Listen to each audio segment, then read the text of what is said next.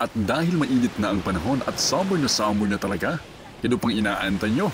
Tara guys, halina't magtampisaw sa dagat na bughaw. Tara na!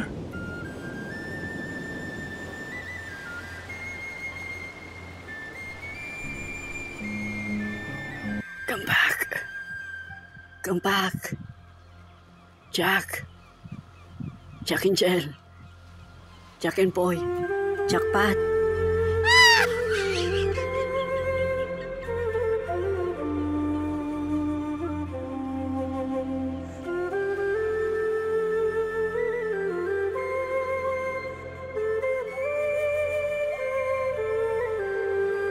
And finally guys, narito na tayo sa ating destinasyon. As you can see, ito na po ang Chocolate Hills. Tayapad nga lang, Toblerone yata ito.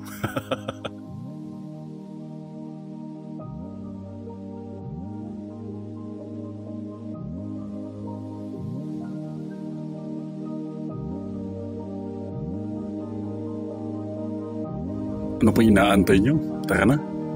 Paglakad-lakad tayo sa dalampasigan. At damhin natin ang init ng buhangin sa ating talampakan.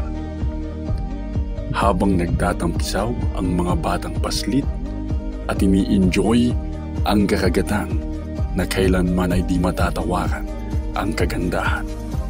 At syempre, kasama ng mga luntiang halaman. Diri po ni Buanghan na nagdadalagan o naglalakaw-lakaw. Ini-enjoy niya lamang po ang minsang kalayaan na kanya na inararanasan. Sa bughaw na langit, sa ilalim ng puting ilaw, sa dilaw na buwan.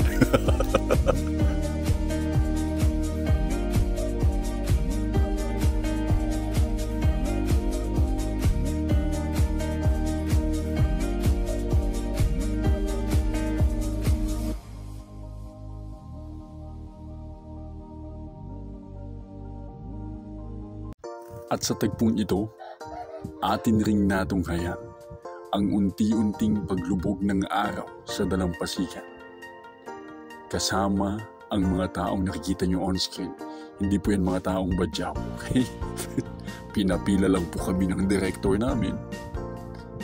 Pupunta daw muna kami sa unahan. Hindi namin alam po ano yung gagawin.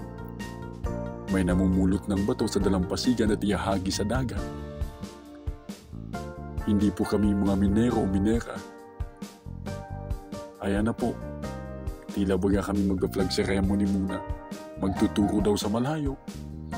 Kapag hindi namin sinunod ng aming director, mawawalan kami ng trabaho. At ito, tila bagang umuwing luhaan. At walang nahuli ni anuman, kundi ito na lang daw ang pang-ulam.